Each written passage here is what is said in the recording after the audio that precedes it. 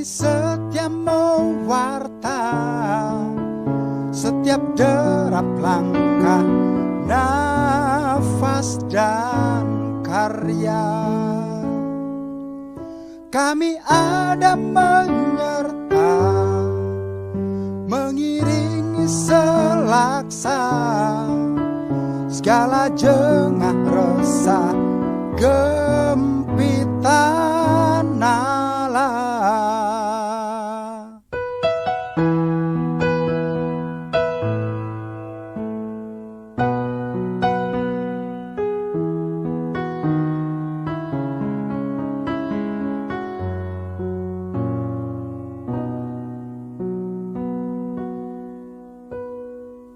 Melabuhkan tindak utama, kinarya dipa suluh bagi sesama.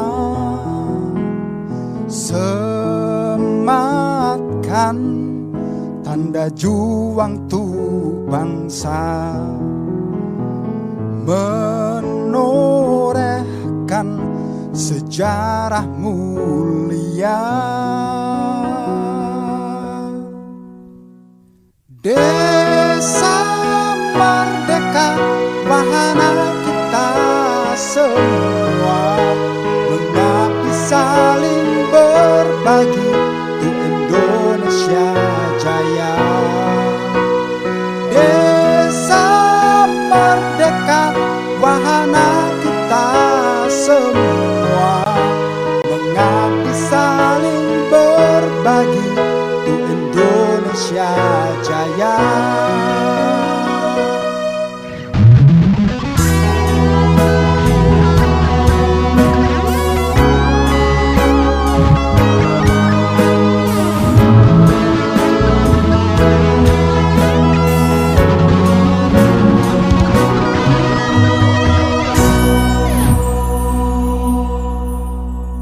Desa merdeka, wahana kita semua,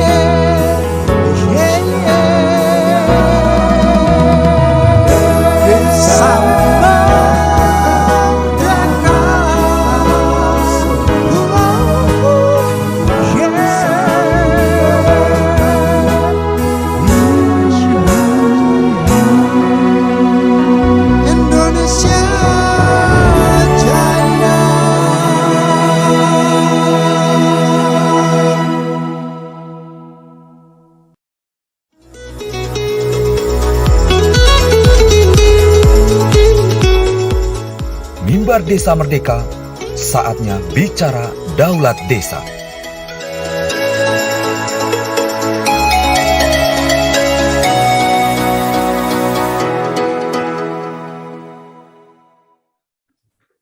Salam bahagia kerabat desa Indonesia, salam berjumpa kembali dalam Mimbar Desa Merdeka, saatnya bicara Daulat Desa. Lahirnya Undang-Undang Desa membawa angin segar pada teman-teman yang peduli dengan desa karena ada satu semangat baru tentang bagaimana tidak hanya sekedar membangun desa, tetapi juga desa membangun. Ada satu ideologi, ada satu semangat baru tentang bagaimana adanya hak rekognisi dan subsidiaritas. Adanya kewenangan diberikan kepada desa, ada hak-hak yang diberikan kepada desa. Syair-syair yang luar biasa pada saat itu kita dengarkan, dan kemudian bicara tentang bagaimana desa akan mendapatkan dana yang angkanya bahkan sampai ditentukan berapa persennya, sama seperti angka untuk dana pendidikan. Dan ini berproses dalam 7 tahun berjalan. Memang satu undang-undang bisa saja dievaluasi setelah berjalan 5 tahun, tetapi dalam proses ini kemudian sayup-sayup sudah terdengar akan ada revisi undang-undang desa, akan ada juga undang-undang tentang badan usaha milik desa yang sebenarnya sudah ada juga PP-nya, dan seterusnya dan seterusnya. Menarik mendengar suara teman-teman dari pendamping, teman-teman dari kepala desa, perangkat desa. Ternyata masih ada catatan-catatan yang kemudian mereka merasa ada yang kurang pas. Perangkat desa merasa kurang terlindungi. Kepala desa juga mulai ada suara tentang hak politik ketika bupati, wali kota, gubernur boleh menjadi pengurus partai politik, kenapa kepala desa tidak, dan seterusnya dan seterusnya. Tapi kita tidak akan bicara bagian-bagian itu, kita ingin mendengar langsung dari Bang Jando Zakaria yang kebetulan saya kenal beliau dan saya tahu beliau salah satu yang terlibat intens dalam proses lahirnya Undang-Undang Desa. Ibarat kata termasuk tim bidan lah. Nah, memang bidan tidak punya hak atas anak kan gitu. Jadi pada akhirnya kita mesti mendengar dulu ceritanya. Cerita salah satu bidannya ini sebenarnya ceritanya dulu seperti apa tentang rekognisi, tentang subsidiaritas, karena waktu itu kalau tidak salah tangkap ada satu proses yang kemudian rencana undang-undang masyarakat adat, kemudian coba diintegrasikan dengan desa dan seterusnya. Kalau saya tidak salah tangkap, supaya saya tidak salah bicara, kita langsung saja memberikan kesempatan kepada Bang Jando Zakaria untuk berbagi cerita. Mungkin bisa, artinya ada yang menarik, salah satu yang sempat kita dengarkan dari obrolan budaya tadi, bahwa kita memang tetap harus menatap masa depan, tapi jangan juga melupakan masa lalu kan gitu. Jadi kita mesti melihat masa lalunya seperti apa, sehingga proses perjalanan kita jadi paham bahwa dulu maunya seperti apa, mau kemana dan seterusnya. Bang Jando, silakan. Mohon maaf saya ambil beberapa waktunya untuk memberikan clearance supaya kerabat desa yang bergabung ini memahami agenda malam hari ini kita akan berbicara tentang apa. Silakan, Bung Jando. Iya, terima kasih Mas Koco. Selamat malam teman-teman yang hadir malam ini. Merasa terhormat untuk suara saya sudah bisa terdengar ya? Terdengar Bang. Oke, ya terima kasih. Merasa terhormat untuk hadir untuk menyampaikan beberapa hal yang mungkin bisa saya sampaikan begitu ya. Mendengar tadi ya lagu yang diputar di awal acara kita itu bikin merinding sebenarnya saya gitu ya. Kalau dikaitkan dengan pertanyaan Mas Koco tadi soal masa lalu, eh, Desa Merdeka, ya, Mimbar Mesa Merdeka. Ini berarti ini sebenarnya kalau ditafsir lebih dalam lagi nih mimbar kaum anarkis nih. Itu kalau dengan catatan nih Mas Koco ya, kalau kita mendudukkan apa makna desa itu sesungguhnya gitu ya. Mungkin ini yang seringkali orang lupa gitu ya. Kalau kita bicara desa, kita harus melepaskan dulu pengertian-pengertian konvensional yang mungkin banyak kita pahami ya. Kalau kita sederhanakan desa, kalau kita sebandingkan dengan konsep dalam bahasa Inggris misalnya, desa itu bisa village atau bisa community. Ya, itu dua hal yang berbeda ya. Village mungkin dalam pengertian space dan community. Community dalam pengertian komunitas ya. Jadi orang per orang, gitu, gabungan orang per orang. Nah, dalam konteks inilah sebenarnya tadi kalau kita bicara desa merdeka, komunitas yang merdeka kan artinya adalah komunitas yang punya otonomi untuk mengurus dirinya sendiri gitu. Jadi quote unquote lepas sebenarnya dari konteks pengaturan negara. Nah, makanya saya katakan tadi ini forum kaum anarko gitu ya. Yang memang ingin mengurus dirinya sendiri. Nah, tapi itu juga tidak ada bukan tanpa alasan sebenarnya. Dan memang bahwa keberadaan desa ya atau disebut dengan nama lain begitu, kalau kita ikuti perdebatan bagaimana para founding mothers kita menyusun konstitusi gitu ya, maka kita akan bertemu dengan satu perdebatan yang sangat filosofis ya, bagaimana sebenarnya negara baru yang kemudian kita sebut sebagai Indonesia ini mau didirikan gitu ya, apa dasar-dasarnya, dan kita bisa melihat di sana ada satu komitmen bahwa meletakkan secara khusus apa yang disebut desa ya, atau bagaimana komunitas diletakkan di dalam konteks bernegara itu ya. Maka kita lihatlah ada amanat dari pasal 18 dulu ya, sebelum pasal 18B ayat 2. Jadi sebelum reformasi kita punya pasal 18 yang antara lain mengatakan bahwa di wilayah Indonesia ini ada yang disebut Volksgemeinschappen gitu ya, yang kemudian kita terjemahkan menjadi masyarakat hukum adat.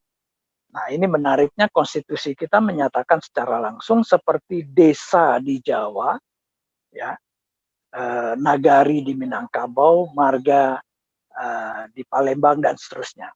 Ya, intinya kalau memang konsep dasarnya adalah masyarakat hukum adat, tapi seperti yang saya katakan tadi, secara sosiologis sebenarnya itu merujuk kepada komunitas-komunitas yang bisa dan telah mengatur dirinya sendiri. Ya, mengatur itu tidak saja hubungan orang per orang di dalam komunitas itu, tetapi juga mengatur komunitas itu sebagai sebuah komunitas terhadap sumber daya alamnya, gitu ya, yang kemudian kita sebut sebagai ulayat itu, sebagai teritorial. Ya, jadi oleh sebab itu para ahli hukum adat dulu mengatakan bahwa desa atau disebut dengan nama lain itu adalah republik kecil. Karena memang dia persis seperti negara. Dia punya wilayah yang diakui oleh satuan-satuan politik komunitas yang lain gitu ya, oleh tetangganya. Dia punya wilayah, dia punya pemerintahan, dia punya hukum yang kemudian kita sebut sebagai hukum adat dan seterusnya. Jadi itu esensinya gitu ya.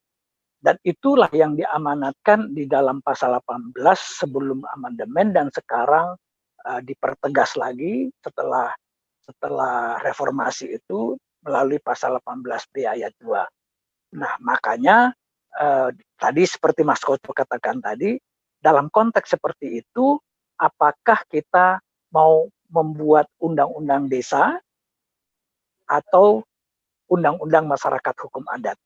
Nah, bagi saya yang melihat desa dalam perspektif tadi itu, bagi saya Undang-Undang Desa itu sebagian sudah menjadi Undang-Undang Masyarakat Hukum Adat. Dan itu terlihat di dalam bab 13 ya, tentang desa adat. Jadi dalam konteks itu sudah selesai itu sebagian pengaturan hak-hak masyarakat adat tadi itu ada di dalam Undang-Undang Desa sekarang 14 gitu ya. Dan tentu sebagian yang lain melihat desa dalam konteks sebagai administrasi ya. Nah, ini yang diperkenalkan atau dipertegas melalui pemberlakuan Undang-Undang 579 yang lalu ya. Jadi Undang-Undang 579 itu berbeda sama sekali dengan amanat pasal 18 ya. Itu melihat desa itu sebagai administrasi pemerintahan ya, sehingga dia turunan dari sistem pemerintahan administratif kabupaten. Nah, oleh sebab itu Mas Koco, kalau kita kembali ya baca konsideran Undang-Undang 2299 itu di huruf E itu mengatakan Undang-Undang 579 itu tidak sesuai amanat konstitusi. Coba bayangkan ya, jadi 579 yang memperkenalkan nomenklatur desa sebagai pemerintahan desa atau kita sebut sebagai desa administrasi itu tidak sebagaimana yang dimaksud oleh pasal 18 ya. Pasal 18 itu memaksudkan adalah pengakuan terhadap entitas yang namanya desa. Jadi itu dua hal yang berbeda ya. Nah, tapi terlepas dari itu semua bahwa kemudian karena tuntutan sejarah juga saya kira ya, Undang-Undang 6 2014 adalah mengakomodasi dua kepentingan itu tadi. Ya, kalau kita kaitkan dengan hasil amandemen pasal 18, Undang-Undang Desa itu pada satu sisi mengimplementasikan amanat pasal 18B ayat 2, yaitu pengakuan terhadap keberadaan masyarakat hukum adat berikut hak-haknya, termasuk hak politik tentunya di sana, di satu sisi, dan juga mengimplementasikan amanat pasal 18 ayat 7 ya, yang menyatakan jika dikatakan dianggap sebenarnya kalau kita pelajari konstitusi kita sekarang pasca reformasi gitu, pasca amandemen, sebenarnya nomenklatur desa administratif atau pemerintahan desa itu nggak ada lagi. Iya, tidak ada. Coba baca pasal 18 itu, berhenti yang namanya pemerintahan daerah ya, yaitu dalam konteks ini adalah kabupaten ya, berikut dengan kecamatan sebagai bagian. Nah, jadi ini ada, tapi dari segi sejarah tadi memang ada sisa-sisa sejarah zaman lalu bagaimana desa sebagai suatu bagian sistem pemerintahan juga sudah menjadi bagian kehidupan bangsa ini. Nah, disinilah kita harus memahami ada dua entitas desa di dalam Undang-Undang Desa ya, yaitu dalam konteks pemerintahan desa sebagai administratif di satu sisi dan desa adat di sisi yang lain. Oleh sebab itu juga bisa dilihat sebenarnya semangat dari Undang-Undang Desa itu bersifat hibrid gitu ya, gabungan antara administrasi sebagaimana yang diturunkan pasal 18 A gitu ya, dan juga pasal 18B ayat 2. Nah, dalam konteks itulah sebenarnya berbeda dengan 7, kalau saya tidak salah 7 peraturan perundangan sebelum Undang-Undang Desa itu ada, pengakuan terhadap desa itu muncul yang namanya prinsip rekognisi dan subsidiaritas ya, yang membedakan prinsip-prinsip pengaturan desa pada masa-masa yang sebelumnya, terlebih lagi berbeda sama sekali dengan Undang-Undang 579. Nah, intinya apa? Nah, dua hal itu sebenarnya kembali kepada pasal 18B ayat 2 tadi adalah pengakuan terhadap negara terhadap otonomi komunitas itu sendiri untuk mengatur kehidupannya sendiri, termasuk mengatur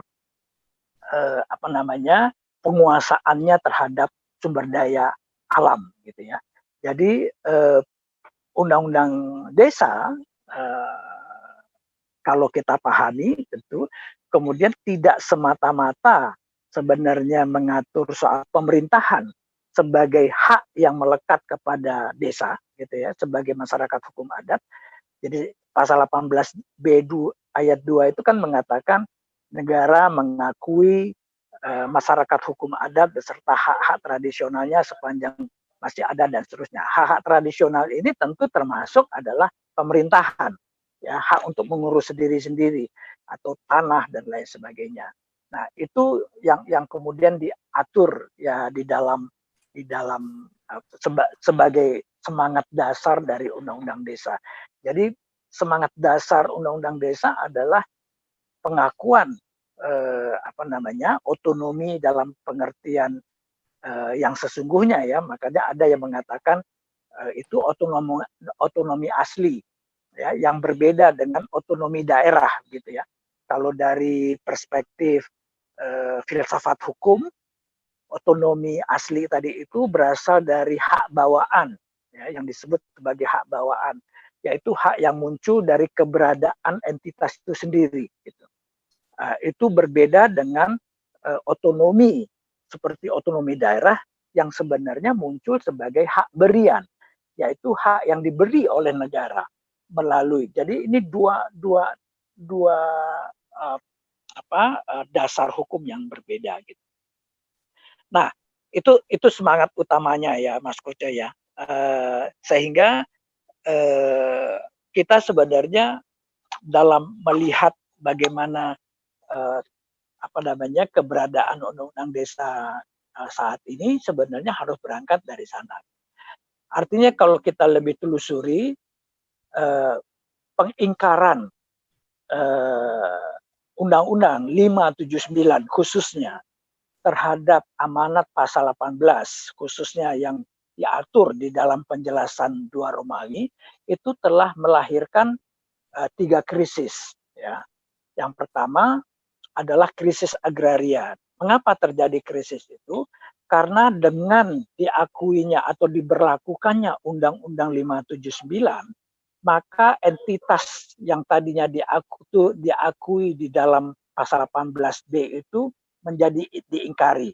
Kita tahu pada saat itu misalnya dengan demikian kalau kita bicara soal pengadaan tanah misalnya ya di dalam pembangunan yang dikonsultasikan di dalam misalnya di dalam berbagai peraturan perundangan terhadap pengadaan tanah terakhir misalnya melalui Undang-Undang Nomor 2 2012 gitu ya.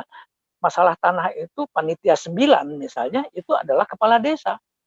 Ya, tidak lagi yang namanya pimpinan masyarakat hukum adat gitu.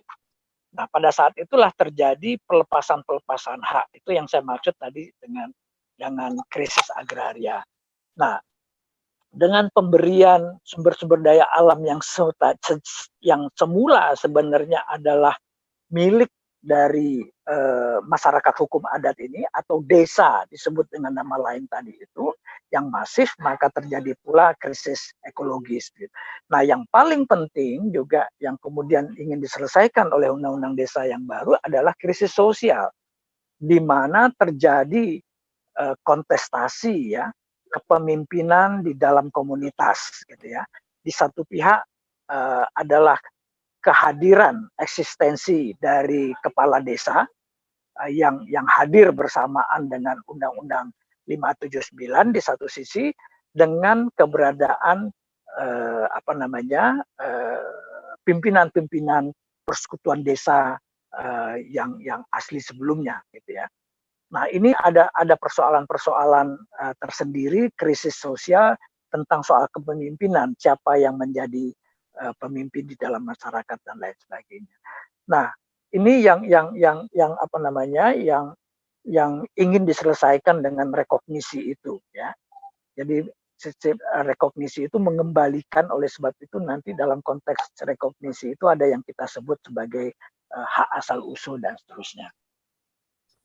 Nah, itu terkait dengan mengapa prinsip rekognisi itu menjadi dasar, disebutkan pertama kali di dalam Undang-Undang Desa, karena pada dasarnya melalui konstitusi negara ini mengakui yang namanya otonomi komunitas itu tadi.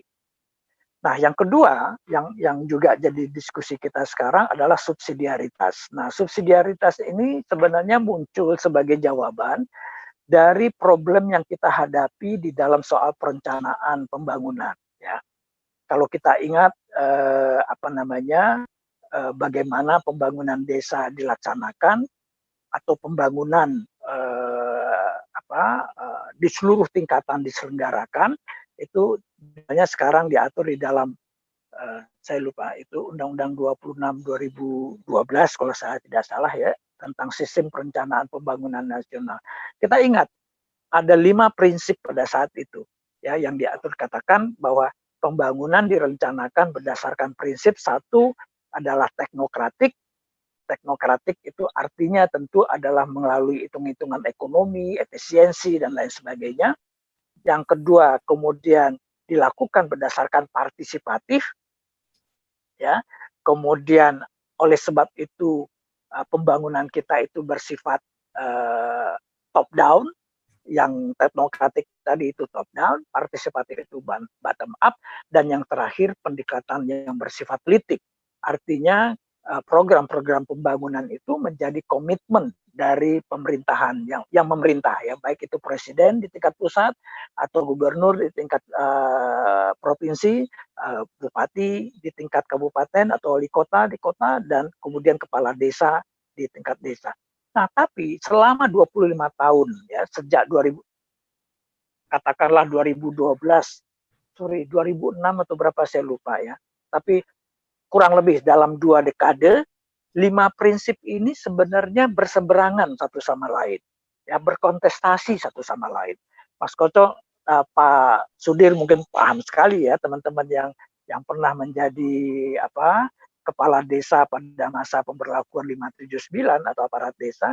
Di satu sisi warga desa itu diminta untuk berpartisipasi melalui yang namanya musrenbang, yang bermalam-malam gitu ya, mulai dari musdus dan lain sebagainya dibangun itu apa kehendak pembangunannya. Tetapi pada saat yang sama Bappenas, Bupati dan lain sebagainya juga melakukan perencanaan pembangunan dari atas. Apa yang kita hadapi pada saat itu? Faktanya adalah bagaimana yang hasil musrembang itu, hasil studi yang dilakukan oleh sekolahnya Pak siapa namanya, kok lupa saya namanya ya, STPMD, APMD, Mas. Oh, yang sekarang. Yang sekarang. Yang sekarang rektornya yang dulu sekjen, Pak Hadi Prabowo.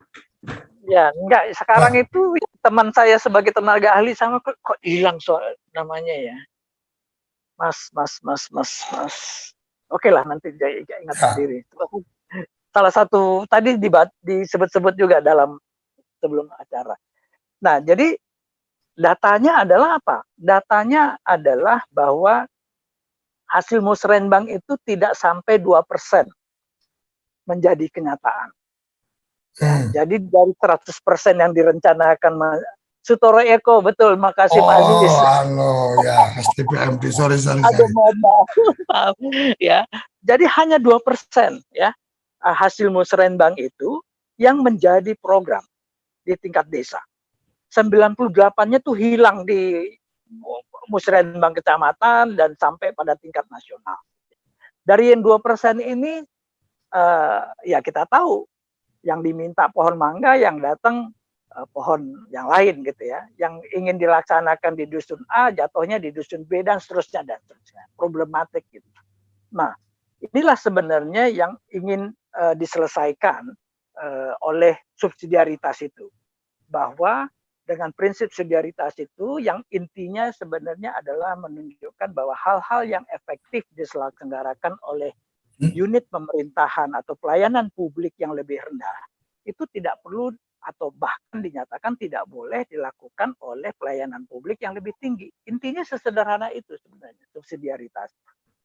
Tentu Indonesia yang beragam, kemampuan kapasitas desa di Jawa, luar Jawa, Kalimantan dengan Papua itu akan berbeda-beda ya. Nah, itu soal yang lain. Tapi dengan prinsip itu, subsidiaritas itu, maka konflik dari 5 prinsip perencanaan kita itu mau diselesaikan. Nah, oleh sebab itulah kemudian yang ketiga yang saya ingin sampaikan dalam konteks diskusi awal kita ini soal rekognisi subsidiaritas, implikasinya kepada soal anggaran. Nah, kita tahu tidak banyak orang yang tahu mungkin bahwa ketika Undang-Undang Desa itu diformulasikan tahun 2013, uang di desa itu sudah 1,2 M, Mas Koco. Ya, tapi masuknya bisa macam-macam. Ada masuk melalui Pamtimas, masuk dari PNPM Mandiri, masuk macam-macam. Kalau saya tidak salah ada 102 nomenklatur mengatasnamakan desa. Tidak merata, ya tidak merata, ya 102 nomenklatur itu tidak masuk kepada seluruh desa, tapi ada 10 masuk ke Brebes, 10 masuk ke Sawalunto, ada. Jadi sebenarnya uang negara yang berasal dari APBN itu sudah masuk desa pada saat itu. Walaupun artinya totalnya sebenarnya sudah cukup besar pada saat itu, cuma tidak merata.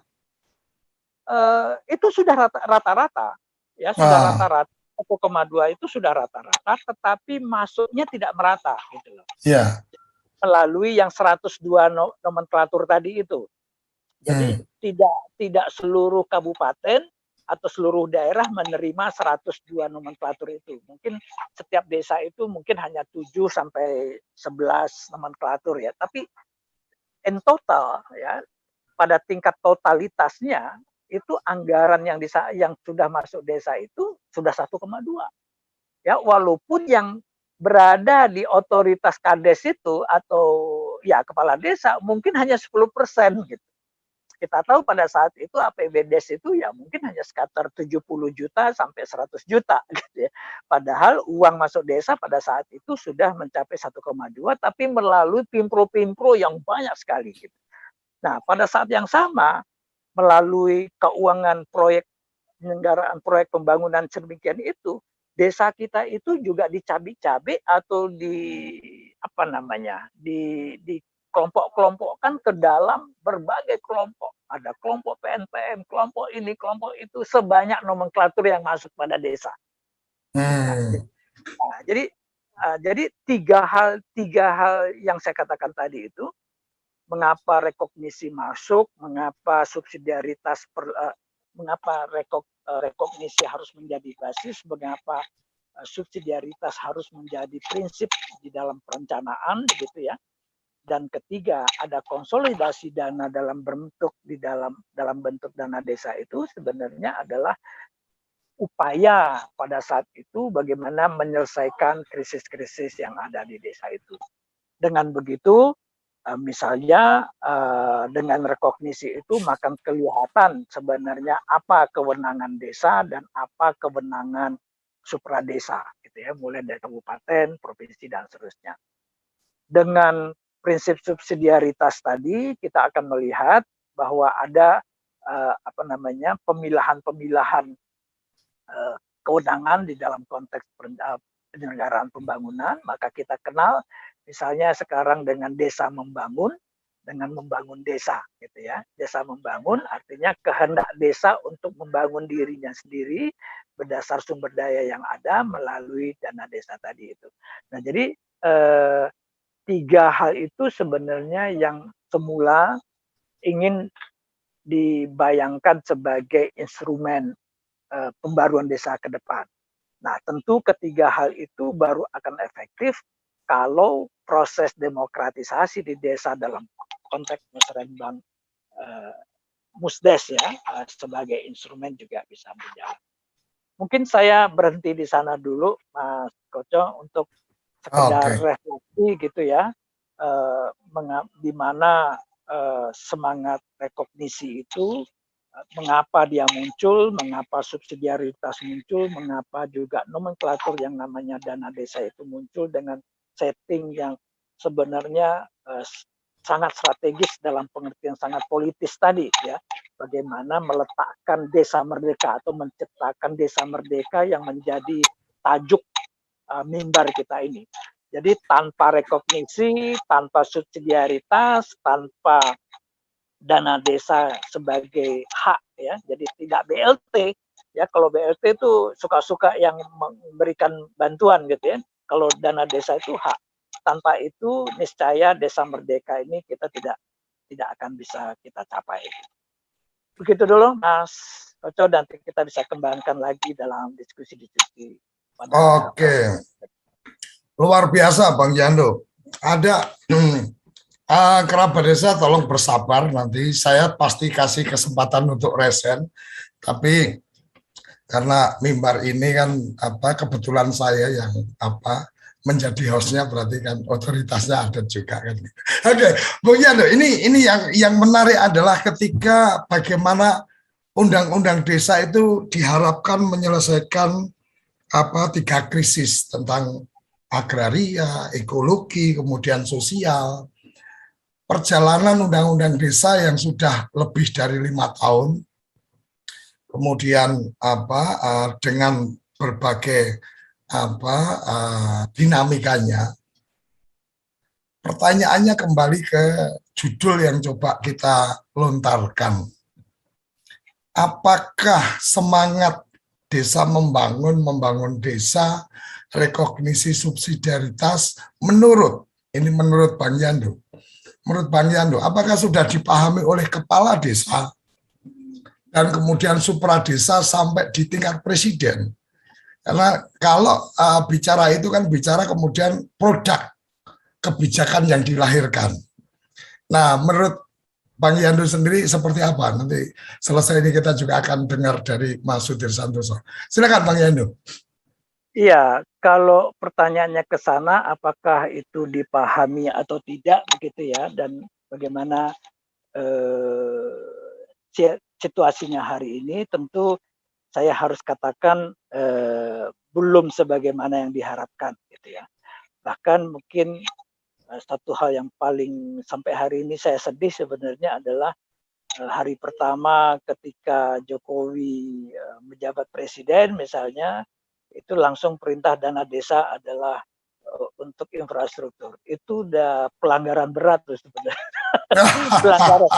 pelanggaran berat dalam pengertian tidak mengerti. Ya, tidak mengerti dalam konteks rekognisi tadi itu. Jadi kalau itu jadi ukurannya begitu ya, maka terjadi pemahaman itu sangat ya belum nyampe lah ya. Itu kalau kita bicara di tingkat presiden, dan itu kan diteruskan sampai hari ini gitu ya, bahwa setiap tahun ada yang namanya peraturan menteri desa tentang prioritas dana desa dan lain sebagainya, itu kan mencirikan itu gitu.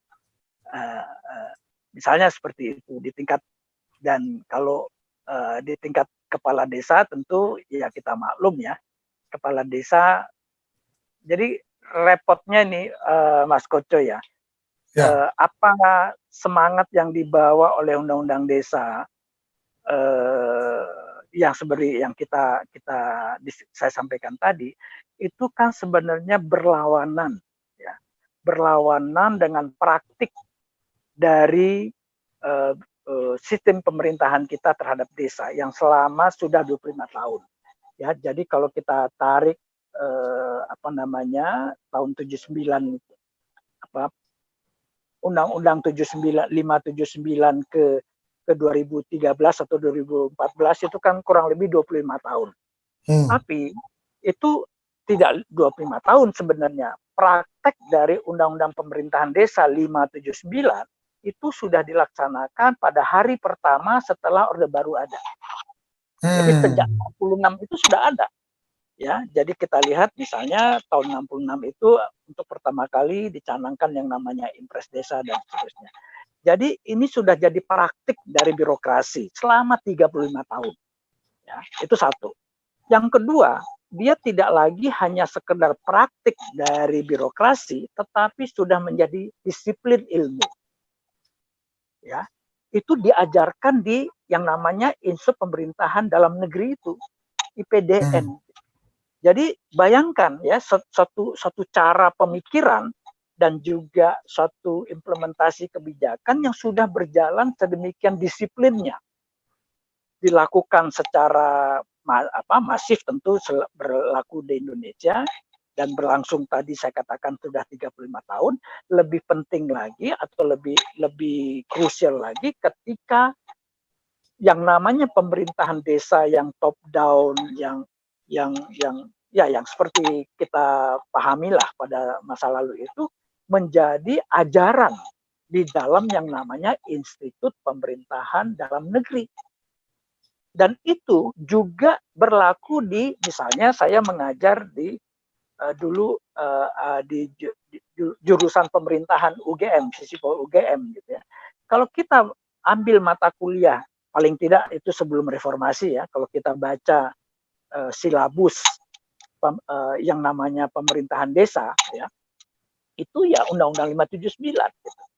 Nah, jadi dia sudah menjadi disiplin ilmu, Mas Koco. Nah, sementara kita yang membawa warna baru, paradigma baru dalam bentuk rekognisi, dalam bentuk subsidiaritas dan lain sebagainya itu kan sesuatu yang baru.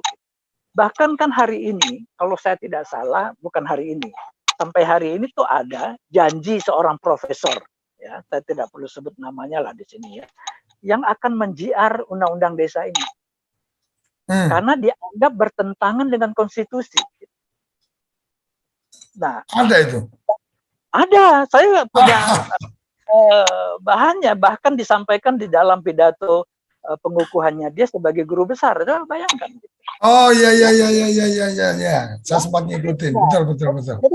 Jadi ini yang saya katakan tadi, cara mengurus desa yang top down tadi kita sederhanakan saja ya, yang melanggar tadi rekognisi subsidiaritas sebagaimana yang digambarkan oleh pidato Jokowi ya, tentang infrastruktur dana desa, kemudian itu refleksi dari paradigma yang belum berubah. Itu bahkan ada di sejumlah guru besar di dalam soal. Nah, jadi artinya saya mau katakan, kalau tadi dikatakan apakah dipahami, paling tidak dalam pengertian dia belum menjadi pilihan-pilihan paradigmatik gitu. Walaupun dia sudah dicantumkan di dalam undang-undang gitu ya, secara teks gitu ya, tapi dalam praktek itu belum ya. Walaupun mungkin dibanding masa lalu sifat top down dari pemerintahan di tingkat desa sekarang tentu jauh berubah. Tapi kalau ditanya apakah prinsip subsidiaritas sudah dipahami, dilaksanakan, tentu jawabannya belum. Tapi saya bisa maklum karena seperti saya katakan tadi, praktik yang lama tadi itu sudah praktik yang top down tadi sudah beratur lama dan juga didukung di dalam disiplin yang namanya ilmu pemerintahan desa. Jadi ilmu pemerintahan desa belum kembali sebenarnya kepada amanat pasal 18 yang mengaku yang namanya otonomi komunitas itu tadi. Gitu. Jadi ini apalagi teman-teman yang ada di Kemendagri misalnya sekarang, itu kan tamatan IPDN semua. Yang ilmunya ya ilmu 579 gitu loh. Walaupun sekarang sudah ada Undang-Undang 6 2014, tapi cara bacanya adalah masih 579. Nah, dalam konteks itu. Nah, dalam konteks inilah mungkin saya juga bisa menyinggung sedikit, mestinya kalau kita bicara perubahan sekarang yang sedang berubah, harusnya mengarah ke sana. Gitu. Nah, pertanyaannya kan adalah apakah belum terlaksananya prinsip-prinsip rekognisi subsidiaritas itu di dalam penyelenggaraan kebijakan hari ini berada pada tingkat undang-undang atau dalam tingkat praktik. Nah, ini yang sebenarnya perlu kita pertanyakan kepada para inisiator yang sedang mendorong perubahan undang-undang desa tadi. Terima kasih. Pak Yano, mungkin nanti akan ada kesempatan teman-teman juga bertanya, tapi satu pertanyaan dari saya sebelum saya ke Mas Sudir. Kalau ada nilai 1 sampai 10, kira-kira sudah dinilai berapa ini para pemangku kebijakan ini memahami tentang rekognisi dan subsidiaritas?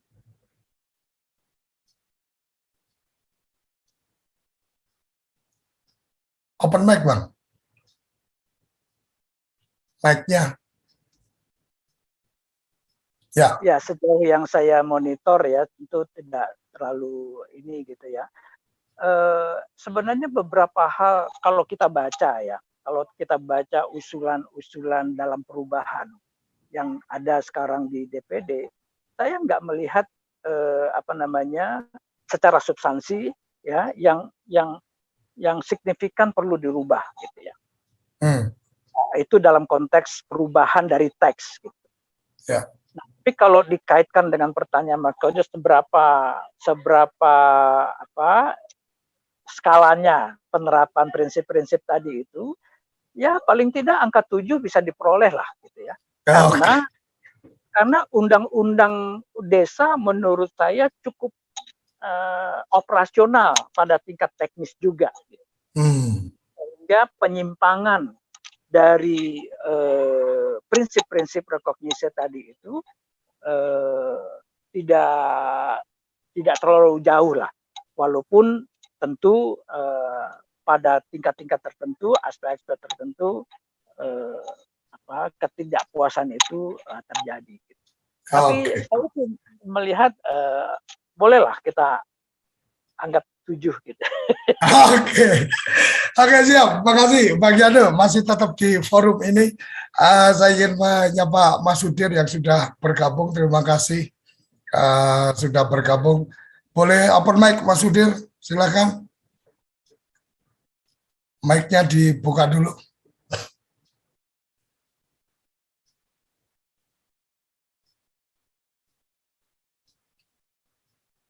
Silakan. Mic-nya di-on-kan dulu.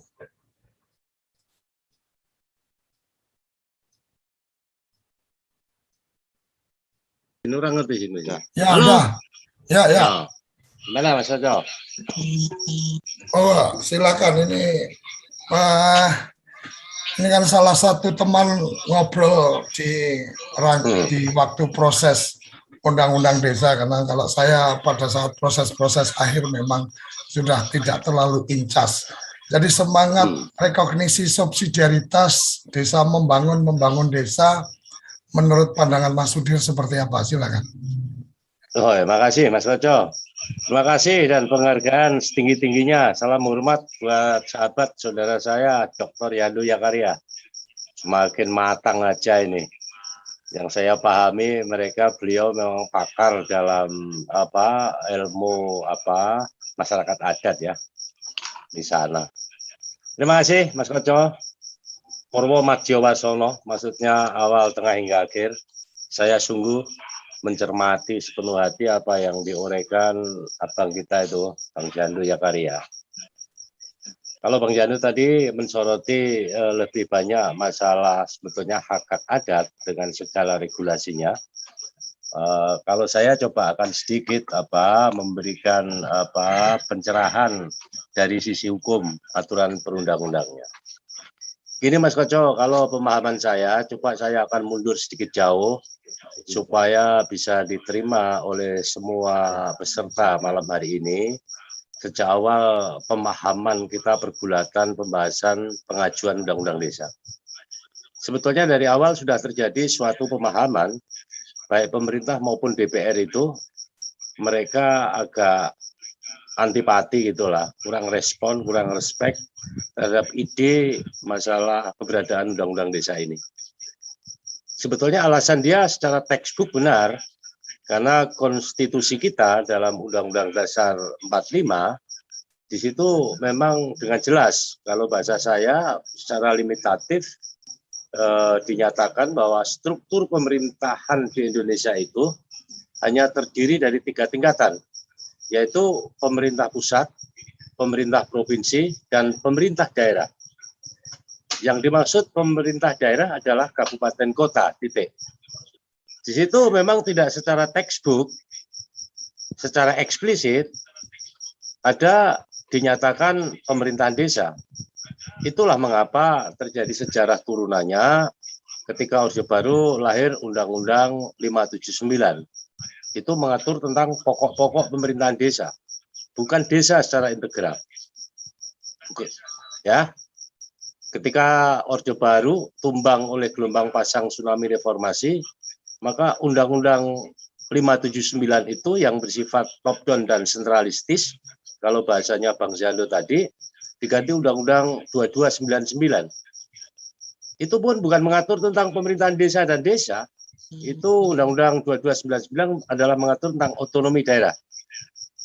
Ulangi ya, otonomi daerah, bukan otonomi desa, hanya numpang di dalamnya saja aturan tentang pemerintahan desa, beberapa bab.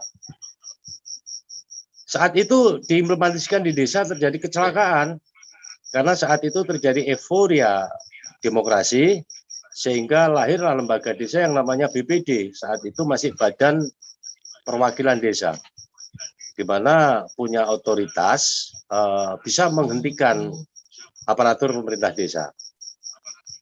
Ide idealnya sebetulnya benar, supaya terjadi check and balance, tidak ada dinasti di desa gitu. Tetapi karena SDM-nya Badan Perwakilan Desa saat itu belum mumpuni, sehingga ibarat anak kecil yang dikasih senjata api buat main-main nembakin siapa saja yang di dekatnya. Itu analogi aja, jangan ditanggapi secara ekstrim.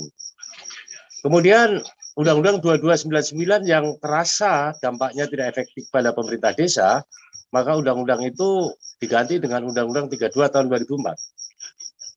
Perlu Mas Koco dan pendengar sekalian pahami bahwa Undang-Undang 32 tahun 2004 itu mengatur tentang 3 hal. Satu, mengatur tentang pemerintahan daerah. Yang kedua kali mengatur tentang pemilihan kepala daerah, pertama kali sejarah di Indonesia secara langsung. Yang ketiga kali numpang di dalamnya, ulangi sekali lagi, hanya numpang di dalamnya, mengatur tentang pemerintahan desa. Nah, waktu saya dengan Mas Koco mulai menginisiasi, mempelopori sebagai inisiator motor, pelopor sekaligus provokator, pendampingan perjuangan tentang undang-undang desa, mendorong ya posisi kita tentang undang-undang desa, maka awal pembahasan pun terjadi pergulatan sebetulnya. Ini nomenklaturnya akan kayak apa, karena pemerintah desa itu nggak diatur kok dalam undang-undang, dalam konstitusi itu. Jadinya seperti itu. Oke, itu awal sebagai prolog Mas Koco. Yang berikutnya, sampailah kita kepada Undang-Undang Nomor 6 Tahun 2014. Kalau kita ceritakan sejarahnya akan tentu panjang dan lebar. Lahirlah Undang-Undang Nomor 6 Tahun 2014 tentang desa. Kalau boleh saya omongkan secara jujur terang benderang, Mas Koco, lahirnya Undang-Undang Nomor 6 Tahun 2014 tentang desa itu sesungguh-sungguhnya merupakan bayi lahir yang tidak dikehendaki. Itu di awal. Ulangi, Undang-Undang desa itu ibarat bayi lahir yang kurang dikehendaki lah sebetulnya. Sebetulnya pada saat itu ada Dimas Sutoro Eko, kemudian Abang Gita Zando Zakaria, sebagai tim ahli ya, rumus pada saat itu sudah luar biasa ketika bisa memasukkan kewenangan-kewenangan prinsip dalam undang-undang desa itu, yaitu yang malam ini dibahas tentang masalah rekognisi dan subsidiaritas. Itu sebetulnya nyawanya undang-undang desa. Masalahnya di sini adalah SDM aparatur pemerintah desa. Kalau saya boleh ngomong jujur lah, saya tidak malu meskipun saya sebagai orang tuanya, klaim saya sendiri itu bagi kepala desa perangkat desa se-Indonesia, dari 100% itu baru 5% saja yang paham apa itu binatang yang namanya rekognisi dan subsidiaritas itu. Tadi dijelaskan secara sederhana oleh abang kita Jandu Yakaria, bahwa pada prinsipnya apa itu rekognisi? Rekognisi sebetulnya adalah mengantarkan tentang pengakuan otonomi asli desa. Jadi pengakuan otonomi asli desa itu nanti ditinjau atas hak asal usul. Yang Bang Jandu pakarnya itu, karena beliau sebetulnya konsen kepada hukum adat masyarakat. Hukum adat, masyarakat adat itu maksudnya. Jadi jangan disamakan dengan otonomi daerah. Itu sangat beda. Jadi suatu pendelegasian tentang otonomi asli desa, maksudnya hak-hak desa yang memang kewenangannya secara asal usul itu bukan pemberian dari supradesa. Itu intisari daripada rekognisi. Itu yang nanti selanjutnya bagaimana tata kelolanya, bagaimana otoritas penentuannya, pengaturannya, itu teknis. Yang berikutnya adalah masalah rekognisi. Apa sih sebetulnya arti rekognisi itu? Rekognisi adalah mengembalikan, memberi kewenangan rekognisi subsidiaritas. Maksud dari subsidiaritas adalah memberikan kewenangan dalam batas tertentu tentang perencanaan, pelaksanaan, pembangunan pedesaan. Ini menyangkut kewenangan karena di situ nanti akan terjadi kontestasi itu. Jadi rebutan itu. Seharusnya ketika dalam amanat undang-undang desa itu desa dikasih kewenangan subsidiaritas dalam batas tertentu, pemerintah desa itu mempunyai kewenangan untuk menentukan arah pembangunannya. Tetapi supradesa mulai dari kabupaten dia membuat perda, membuat rencana pembangunan sendiri yang diolah oleh pemerintah kabupaten sendiri, provinsi begitu, bahkan nasional pun secara demikian. Sehingga terjadi tumpang tindih. Kesimpulan sementara adalah dalam undang-undang desa yang sudah benar itu memiliki dikasih kewenangan